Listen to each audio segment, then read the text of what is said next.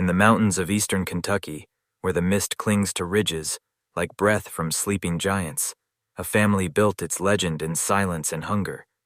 Before their name was whispered in church basements or recorded in faded ledgers, their story began with screaming at dawn and dogs howling until noon across Black Bear Hollow. The Weatherstone clan ruled this forgotten corner, like a kingdom of ash hidden beyond the reach of law and conscience. People vanished as easily as smoke rising from the chimneys of their sprawling cabin, a structure of logs and mismatched additions that grew against the mountain like a living wound. To outsiders, this was only folklore, an echo of mountain superstition. But for nearly 3 decades, it was a living secret protected by neighbors who valued survival over truth. The year was 1892 when the first curious outsider followed Possum Creek, too far into the hollow, where water ran rust-colored, and old-timers would not name its taste. The stones were slick with moss, and the air carried a sour sweetness of rotting leaves and wood smoke. This was where Josiah Weatherstone waited, tall and sharp-featured, with eyes like winter ice, and a charm that made smart people step aside and foolish ones step closer. He had arrived years earlier with his wife Levvenia Apple White and their pale, silent children, a growing brood who moved through the hollow like ghosts. Locals whispered about the look that settled on Josiah's face, the mixture of charm and menace that foretold misfortune for anyone who forgot the unspoken rules of the mountains.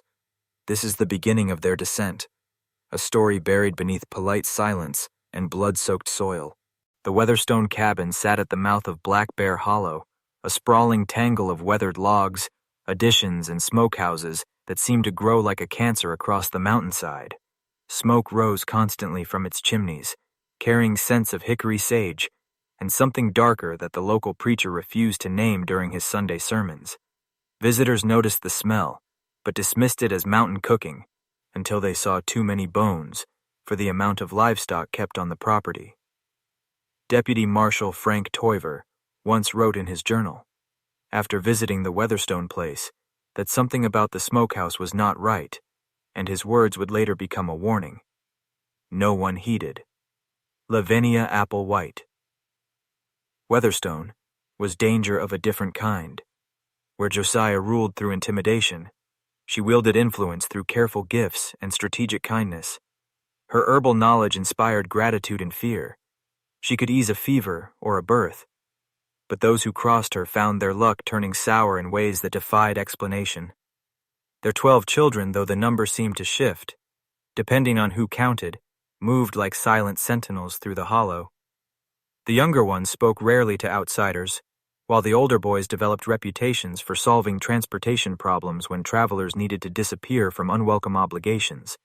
The first documented victim was a traveling preacher named Cyrus Pendleton, who arrived in late September 1892 with plans to establish a mission in the hollow. His early letters home were cheerful, describing the beautiful country and the interesting local family who had offered him lodging. But they stopped after 3 weeks.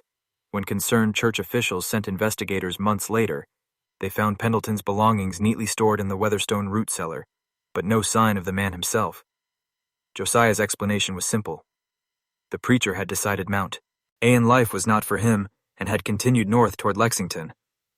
The investigators accepted the story, especially after Levvenia served them what she claimed was the finest venison they had ever tasted.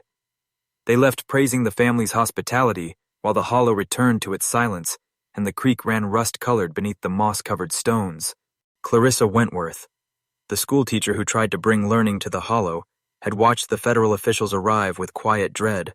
Her training had taught her to observe details others missed, and she recorded troubling inconsistencies in a private journal hidden beneath loose floorboards in her cabin. The officials' manner suggested they were investigating something far more serious than paperwork. Yet the community's reaction made clear that any questions would carry a cost. Parents began withdrawing children from classes, claiming sudden doubts about formal schooling, while the school board murmured about budget shortfalls and hinted Clarissa's position might be eliminated. Her modest salary, partly paid in kind, by families who could spare it, became suddenly uncertain, and the message delivered without words was unmistakable. Teachers who asked uncomfortable questions might soon find themselves without work. Silence in the hollow fed on itself like a living thing. Varity Blackthornne ran the general store, and served as the Hollow's unintentional information broker.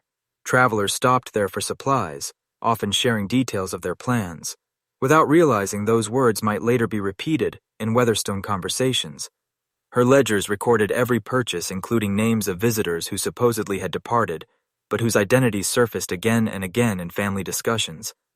From her porch, she saw late-night movements of wrapped bundles and smoke rising at hours when no honest work would be done. She watched strangers arrive but never depart, and she knew more about the Weatherstones than anyone else in Black Bear Hollow. Yet their gold coin kept her business alive during hard times, while competitors went bankrupt. Their patronage had lifted her from struggling merchant to prosperous businesswoman. And when investigators questioned her about missing officials, she recited the community script with mechanical precision. Her hands trembled, and her eyes never met theirs. But she spoke the words anyway. Prosperity had been purchased at the cost of principle, and both sides understood the bargain. Once the Hollow closed ranks, every lead terminated in pleasant cooperation that yielded nothing, and the search for missing men was quietly abandoned by late March, with official reports blaming mountain hazards for the disappearances. Beneath the Hollow's restored calm, something had begun to shift, a slow tremor under the floorboards of community silence. New arrivals were asking questions that did not match the old scripts, and some longtime residents had started to wonder if their complicity had purchased temporary safety at the cost of permanent damnation. The Weatherstones, emboldened by years of success, were showing cracks in their careful mask. Boldness breeds exposure, and into this tension walked a new kind of threat, one they could not easily intimidate or bribe. A minister arrived in Black Bear Hollow, carrying only a worn Bible, and questions nobody wanted answered. Reverend Samuel Pendleton, nephew of the missing. Reverend Cyrus Pendleton bore his uncle's lean build, his gray eyes and a voice that spoke uncomfortable truths with gentle persistence. But unlike his uncle Samuel, came armed with months of research and a quiet resolve that was not naive about mountain politics. He had read letters his uncle wrote during his 3-week stay in the Hollow, the last one promising disturbing revelations that never arrived. Now Samuel stepped into the abandoned chapel and rang its bell for the first time in months, its echo rolling across the Hollow like a warning. He painted the clapboard siding white with his own hands and distributed newly printed hymnals donated by an anonymous supporter. On Sunday, the Weatherstones attended the first service, with their usual politeness, filing into the front pew in black suits and subdued bonnets. While the children sat with perfect posture, Samuel's sermon was about moral accountability in isolated communities. And though he spoke softly, the words landed like stones on water, rippling outward through every heart. When faith backed by stubborn moral courage enters a place built on fear, its presence alone becomes a blade cutting old patterns. The Weatherstones listened with still faces, but inside their minds, they were already calculating what had to be done to keep their world intact. Priscilla Redfern, the midwife and unofficial keeper of women's secrets, felt the ground shift beneath her as Reverend Pendleton began his pastoral visits. Her work had taken her into every home, including the Weatherstone household, where she had delivered several of Levvenia's children, and noted medical anomalies that spoke of malnutrition despite the family's apparent prosperity. More disturbing were the pregnancies that ended without explanation.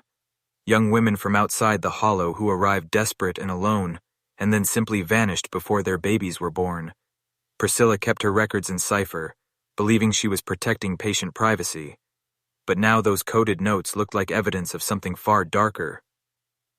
When Samuel asked about his uncle's health during his final weeks, she faced a choice between professional discretion and moral duty. Her examination had shown symptoms of systematic poisoning, which she had once dismissed as dietary adjustment to mountain water, but which now appeared as deliberate harm. The minister's methods differed from the federal investigators who had come before him. He did not hold formal interviews that allowed rehearsed answers. Instead, he asked his questions during chores and prayers, weaving them into casual conversations that made deflection seem uncooperative and impious. Augusta Thornwell, the local historian, began to feel her carefully kept genealogies turn from pride to threat as Samuel requested access to arrival and departure records. Her meticulous notes contained patterns that could expose the Weatherstone operation if viewed by trained eyes. Then Samuel announced his plan to consecrate a proper cemetery, a move that terrified Levvenia Apple White, because a graveyard required documented burials and causes of death details the Hollow had never been forced to record. Evil fears the light, and churches create social structures that compete. With the informal power networks Levvenia had cultivated for years, prayer circles became her surveillance posts, charitable gifts her way of reminding recipients where their security truly came from. Samuel's most dangerous act was introducing regular confession, which loosened tongues frozen by decades of guilt. When one voice cracked, the entire structure of silence began to tremble, as if the mountain itself had started to shift under the Weatherstones' feet. Varity Blackthornne was the first to break under the weight of accumulated shame. During what was meant to be a simple pastoral visit about her business struggles, she began to speak of things she had sworn to bury forever. Her words tumbled out in a rush of relief and terror, describing the strange purchases the Weatherstones made and the late-night movements she had observed from her store porch. She spoke of travelers who arrived but were never seen leaving, of wrapped bundles and smoke rising at hours when no honest work would be done.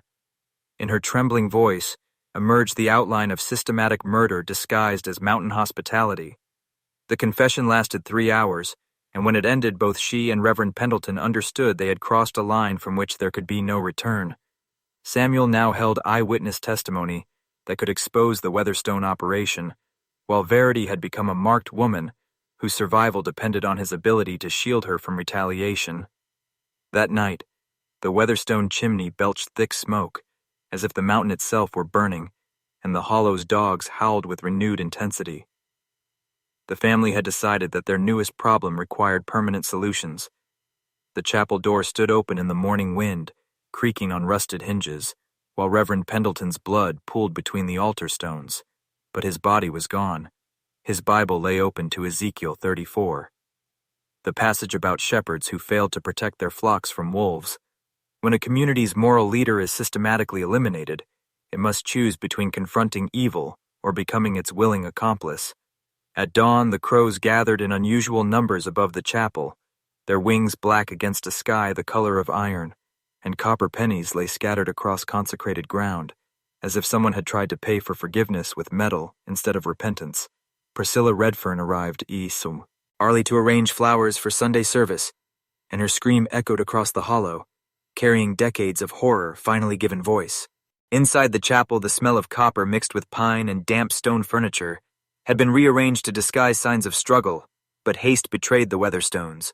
Personal belongings were placed to suggest the minister had departed voluntarily, yet his scattered sermon notes told a different story. Handwriting growing jagged as if written through pain, the final entry, penned in what appeared to be his own blood, listed names that matched perfectly with Varity Blackthorne's confession about missing travelers. Hidden within the Bible was a message for whoever might survive him, warning: search the Weatherstone property for evidence of systematic murder. They have been feeding this community human flesh for over 20 years. The bones are buried in their root cellar. Dr. Horatio Gainsboro examined the blood evidence and found details that stripped away any remaining doubt about the minister's fate.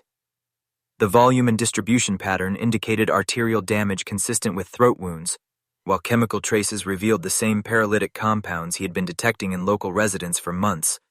Samuel Pendleton had been drugged, tortured for information, and then killed with surgical precision.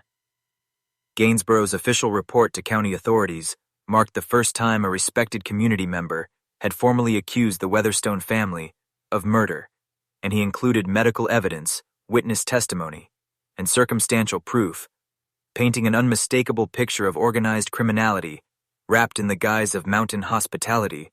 But the Hollow's response to the minister's disappearance blunted the impact. Rather than demanding justice, most residents retreated into willful blindness, attending a memorial service where everyone spoke of the minister's probable departure for distant mission work.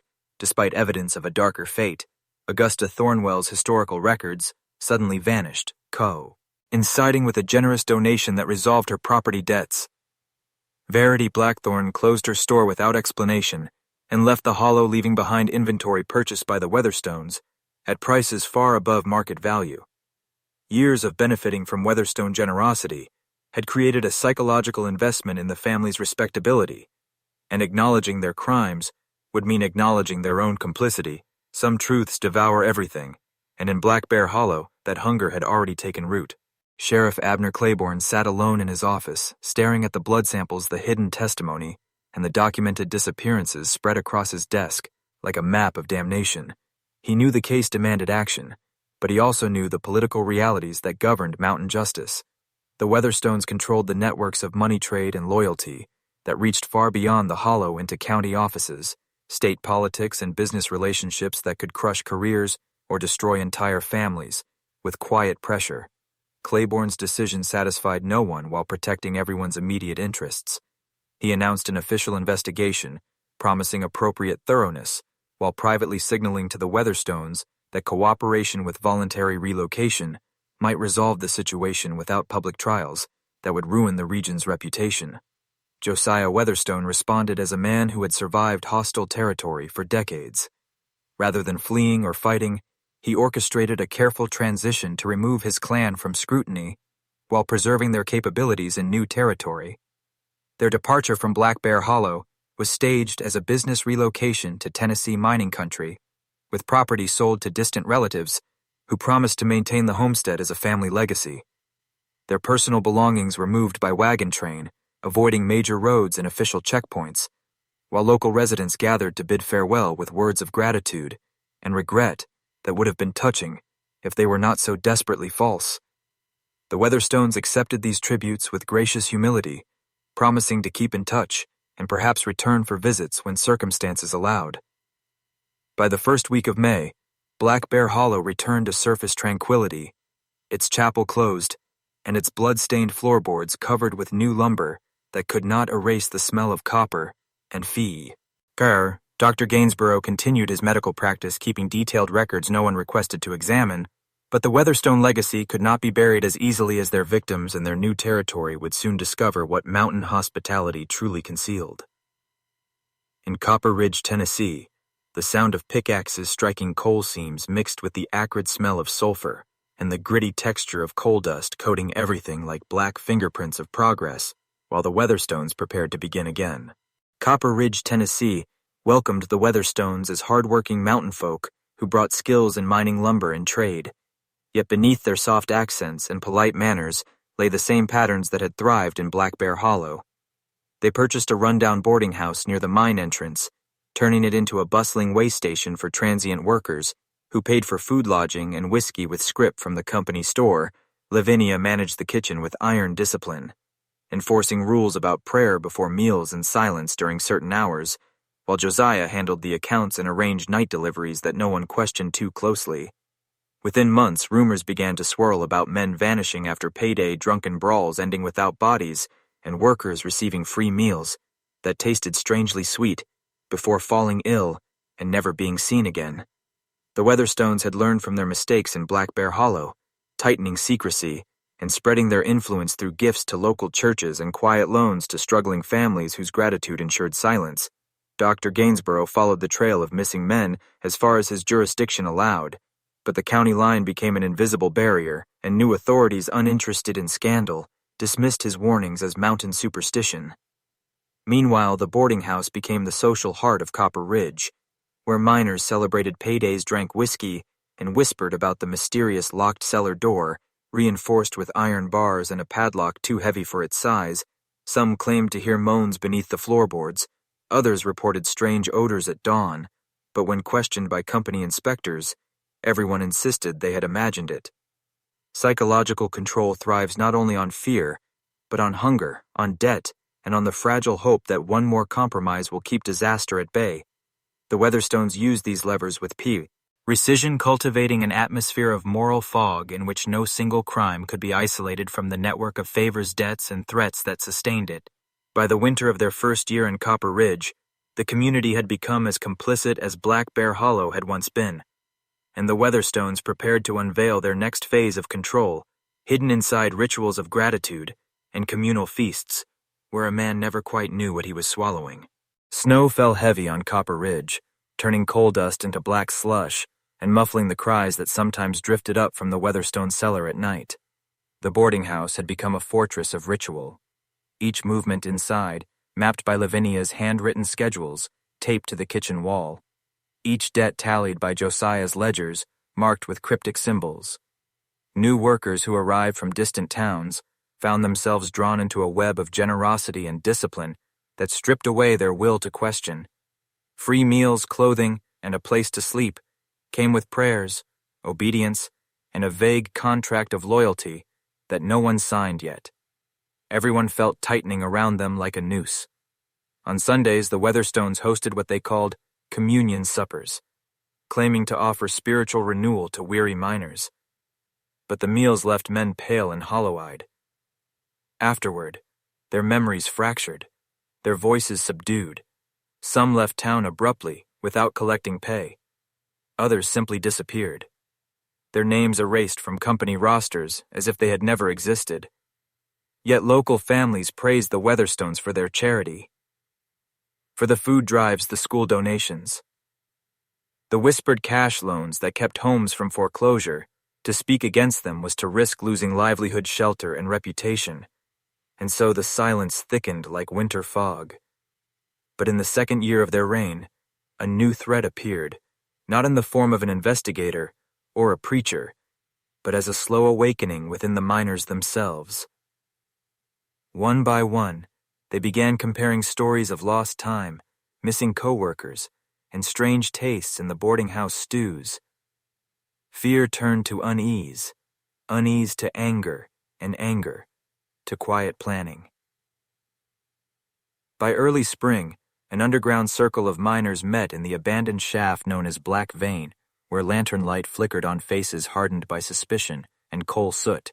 They spoke of locking the Weatherstones out of the Boe, Arding house of forcing entry into the cellar, and of taking back whatever power they had surrendered. Their leader, a scarred veteran named Elias Moorcroft, whispered that evil hidden in plain sight cannot be bargained with, only confronted and destroyed. Above them, the snow melted, and water dripped through cracks sounding like faint footsteps approaching from deep inside the mountain.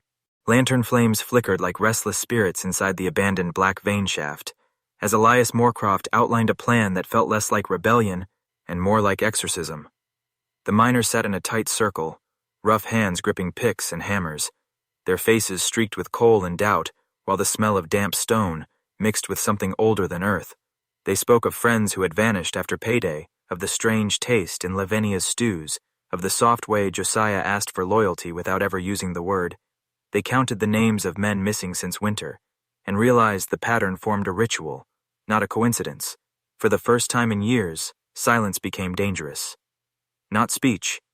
Elias warned them that the Weatherstones had eyes everywhere, debts inside every family, and that striking openly might bring swift retaliation. But secrecy had only deepened their own enslavement. He told them evil hidden in plain sight draws strength from passive witnesses, and that breaking the chain required public exposure, not whispered complaints. The circle agreed to infiltrate the next communion supper, splitting into teams: one to distract the Weatherstones, another to break the cellar lock, and a third to guard the exits so no one could escape with evidence.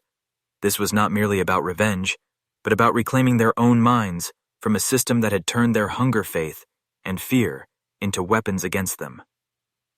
The men sealed their pact by scraping a coal dust sigil on the shaft wall, a rough double spiral they believed would anchor courage in the moment of action. Halfway through their meeting, Elias urged them to remember a phrase that would transform them from victims into witnesses. He told them to comment the words "double spiral awake" twice when the time came to tell the world what they had found, so that the symbol would spread like fire beyond Copper Ridge. The miners repeated it under their breath. Double spiral awake. Double spiral awake. Feeling for the first time that the mountain itself was listening, and that perhaps the dark tunnels beneath their feet might yet lead upward into light. The night of the communion supper arrived with a storm that rattled the boarding house shutters and drove miners inside dripping with rain and coal dust. Levvenia Weatherstone presided over the kitchen, her black dress crisp as a funeral cloth, while Josiah moved among the tables, offering whiskey and soft smiles that hid sharp calculations. Every plate held the same stew, a deep red broth that smelled of iron and spice steam rising like incense before a dark altar. Elias Moorcroft sat near the center, flanked by two men who had sworn to distract the family with praise and questions, while others waited by the locked cellar door under the stairwell. The sound of thunder covered the first crack of metal against metal as a pry bar bit into the padlock, its teeth grinding like distant machinery. Inside the kitchen, Levvenia began leading a prayer, but her eyes flicked toward the stairwell, sensing the shift in atmosphere like an animal smelling fire. Josiah's hand went to his coat pocket, where a small glass vial glinted under lantern light, but before he could move, Elias rose and began to speak. He recited the names of missing men one by one, his voice growing louder with each name, until conversation died and every face turned toward him. He accused the Weatherstones of feeding their workers poison and lies of turning faith into control and hospitality into a trap. Gasps rose from the tables as the cellar door burst open and the third team descended into darkness, carrying lanterns whose light revealed a row of crude wooden pens, the smell of rot and fear thick enough to choke. On the floor lay bones gnawed and broken stacks of clothing tagged with company script names, scratched into the walls by hands desperate to be remembered. The men shouted for everyone to see, but Levvenia's scream cut through the room like a blade, and Josiah hurled the vial into the stew pot, releasing a white vapor that set across the tables. Some miners staggered, coughing, eyes burning, but others surged forward, overturning benches and dishes as thunder crashed again outside. For the first time in decades, the Weatherstones faced a crowd no longer hypnotized by gifts, debts, or prayers, a crowd rising with fury and the knowledge of what had been hidden beneath their feet. Chaos filled the boarding house like a living storm, the miners surging forward with rage born of years of fear. While the Weatherstones tried to retreat toward the back stairwell that led into the kitchen and out through a hidden passage, lantern lights swung wildly, casting moving shadows on the walls as men wrestled over knives, bottles, and iron bars, their shouts mingling with the crash of thunder outside. Elias Moorcroft forced his way through the crowd, shouting for the others to drag every witness into the cellar so no one could deny what lay beneath their feet. One by one, the miners yanked open the crude wooden pens, exposing bones, piles of clothing, and ledgers, scrawled with names, dates, and coded symbols that matched vanished paydays. The smell of rotten chemicals burned their nostrils, but also fueled their fury, because it proved what they had long suspected. Levvenia tried to shout a prayer of protection, but her voice broke into a guttural cry that sounded more like a curse, and Josiah swung an iron poker at Elias, who blocked it with a hammer handle splintering wood. In that moment, the fragile structure of psychological control shattered, and the Weatherstones lost the aura of untouchability they had cultivated for decades. Women in the kitchen grabbed children and ran, while some miners herded them toward the door, whispering, "Go now before the poison reaches you." The locked cabinets were smashed, revealing rows of vials labeled with symbols matching the ledgers, and a heavy book bound in dark leather that looked older than any scripture the miners had ever seen. Its pages described rituals of loyalty and recipes of paralysis written in archaic language and signed with a Weatherstone seal, dating back to the earliest settlers of the Appalachian range. The discovery hit the men like a blow to the chest, because it meant this horror had been inherited, not invented a lineage of control, passed down as carefully as land deeds. As the storm battered the windows, Elias lifted the leather book above his head and shouted, "Double spiral, awake! Double spiral, awake!" And the men roared it back, their voices rising above thunder, as if the mountain itself were answering. The storm outside roared like a living thing. Yet inside the boarding house, the miners' voices rose even louder, echoing double spiral awake, until the sound shook the rafters. Josiah Weatherstone lunged for the leather book, but Elias Moorcroft swung his hammer hard enough to send the patriarch sprawling across a bench, blood streaking his temple as the miners closed in. Levvenia backed toward the stove, where a hidden trapdoor waited under a sheet of tin, but two miners blocked her path, their faces pale with fury and disbelief. The cellar lamps burned low, revealing walls lined with shelves of glass jars containing strange residues, bits of bone, and handwritten prayers twisted into spells of subjugation. Every artifact, every ledger, every vial tore another piece from the illusion that had held Copper Ridge in its grip. For a moment, silence fell as men stared at the evidence of generational cruelty, and the Weatherstones stared back, realizing their dynasty of manipulation was ending not with quiet secrecy, but with public reckoning. Elias ordered the miners to drag Josiah and Levvenia into the main hall, to face the witnesses, so that no one could later claim the confrontation had been a mob illusion. Lightning flashed, illuminating their faces like a photographer's burst, freezing the moment when predator and prey reversed roles. A few of the younger miners hesitated, unable to reconcile the polite benefactors who had fed their children with the monsters whose cellar now stood exposed. Elias raised his hammer and told them that hesitation had fed this evil for too long, that tonight they must choose between complicity and courage. Outside, the wind shifted, carrying the storm away, as if the mountain itself were holding its breath. Inside the boarding house, the crowd pressed closer around the Weatherstones, chanting the phrase again, "Double spiral awake, double spiral awake," feeling, in their bones, that the words were more than a slogan, that they were an unbinding of decades of control, a crack in the dark spell that had ruled their lives. The miners formed a circle around Josiah and Levvenia Weatherstone, their boots planted on the warped wooden floor that had soaked up years of spilled whiskey and hidden blood. Lanterns swung overhead, casting long, trembling shadows across the walls, as if the house itself were shuddering with every breath of the crowd. Elias Moorcroft stepped into the center, holding the dark leather book in one hand and his hammer in the other, his voice low and deliberate, as he recited passages describing the Weatherstone lineage of control, stretching back to colonial outposts, where starvation and secrecy had birthed rituals of survival turned into traditions of domination. The miners listened in stunned silence, realizing that their own fathers and grandfathers had once been fed similar poisons, their loyalty harvested like crops, their obedience bound by debts and fear. Levvenia's lips moved in a prayer that twisted halfway into a curse, while Josiah stared at the floor, refusing to speak, his eyes glinting like iron beneath coal dust.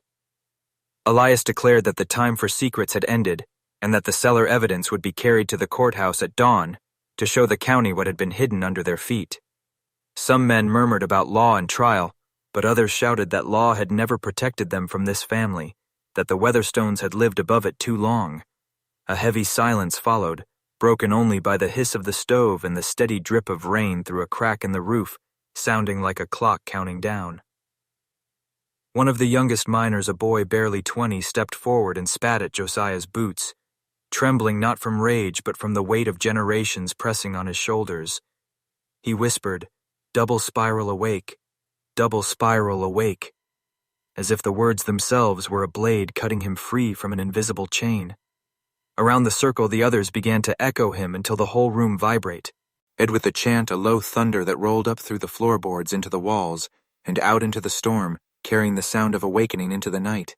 The boarding house trembled as the chant rolled like a living current through beams and floorboards. Double spiral awake, double spiral awake. The miners' voices a single pulse rising from years of silence into something that felt like destiny. Josiah Weatherstone straightened his back as if about to deliver a sermon. But no words came, only a long rattling breath and a slow curling of his fingers as if grasping for invisible strings that no longer existed. Levvenia stared at the circle of faces once pliant and fearful, now illuminated by a feverish clarity that stripped away her power more brutally than any weapon.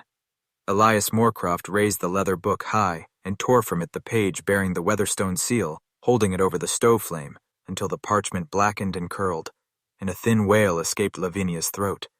The act was more than symbolic. It was the unbinding of a generational script, the burning of a contract that had traded human freedom for a ritual of control. Some miners began hauling crates of vials and ledgers out of the cellar, while others smashed jars spilling powders and dark liquids onto the floor, where they hissed like snakes in water. The smell of iron and rot lifted slowly as if the house were exhaling. For the first time in decades, no one bowed heads before Levvenia's prayers. No one reached for Josiah's coins. No one feared the invisible ledger of debts. Outside, dawn light began to seep over the ridgeline, turning the storm clouds into bruised gold and the sound of distant crows into a ragged hymn. Elias told the men they must carry everything to the courthouse and speak the truth in public, not as victims, but as witnesses, because secrecy had been the Weatherstones' greatest weapon and daylight their greatest enemy. He warned them that breaking the spell inside this room was only the first step, and that the real test would be walking out of the hollow and refusing to let the old silence return. "Double spiral awake! Double spiral awake!"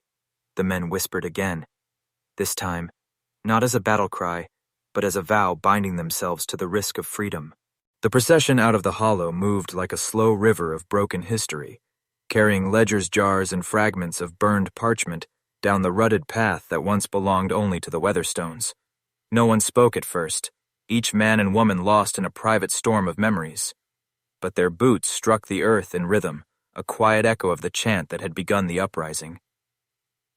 Josiah and Levvenia stood on the porch of the sprawling cabin, silent watchers of their own undoing, their children pressed close around them, pale faces, unreadable as winter sky. For a moment it seemed the mountain would swallow the family whole, reclaiming them into rock and root without a sound, yet the spell of invisibility had cracked beyond repair. Elias Moorcroft walked at the head of the line, clutching the leather book, now emptied of its power.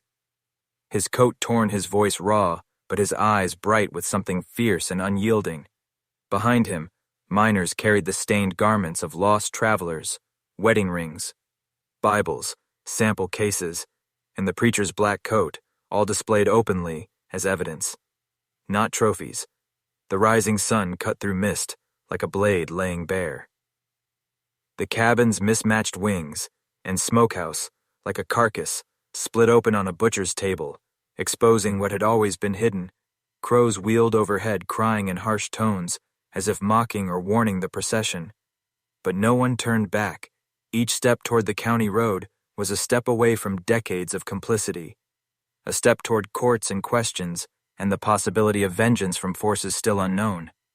At the ridgeline they paused and looked back at Black Bear Hollow, its chimneys coughing thin smoke, its creek running rust-colored under the early light. What had been a fortress of silence now looked like any other mountain homestead. Yet the smell of sage and something darker drifted faintly on the wind, a reminder that evil rarely dies cleanly. Elias told too. The real fight began now that the hollow itself would try to pull them back into forgetting, and that their only weapon was to keep speaking, keep showing the evidence, keep walking. The Weatherstone family arrived in Copper Ridge under assumed names, carrying the weight of their reputation like chains that clinked with every step. Josiah surveyed the new landscape, calculating the best locations for smokehouse and supply caches, while Levvenia wove herself into the fabric of the local women's circles, offering herbal cures and charitable gestures that masked deadly intentions. For months, they moved carefully, establishing relationships with miners and supervisors, hiding bodies in abandoned shafts, and burying evidence where no light would reach. Benjamin Matthews' disappearance had already set corporate investigations in motion. But the Weatherstones counted on the complexity of industrial bureaucracy to shield them from scrutiny. Samuel Morrison arrived armed with ledgers, contracts, and keen observation documenting inconsistencies in payroll and worker absences, while corporate detectives quietly verified patterns that suggested foul play. Soil tests revealed traces of lime and chemicals where bodies had been interred. The structures concealed hidden chambers and elaborate storage spaces for unspeakable activities. The federal raid on March 17, 1897, shattered the illusion of invulnerability and left the family exposed to justice for the first time in decades. Josiah fell, resisting arrest. Levvenia and 3 adult children were transported to Nashville for trial, while younger members scattered into institutional custody. Court proceedings revealed systematic cannibalism spanning over 25 years, exposing a network of complicity among officials and business owners who had profited while maintaining plausible deniability. Levvenia Apple White was executed in December 1897, proclaiming innocence and warning of the work continuing through hidden bloodlines. Their Copper Ridge property was destroyed. The ashes scattered the land deemed unfit for human habitation. Black Bee, or Hollow, slowly returned to wilderness, erasing structures but not memories. Investigations led to recommendations for oversight of isolated communities and stronger coordination between law enforcement agencies, yet historians note similar operations likely persisted elsewhere, suggesting the Weatherstone story was only the surface of a larger dark network. Local legends still warn of families whose generosity hides horrors, whose meat is too tender, and whose hospitality conceals appetites civilization cannot confront. The echoes of Black Bear Hollow and Copper Ridge remain a testament that evil may relocate, but does not reform, and some secrets are too dangerous to ever rest peacefully.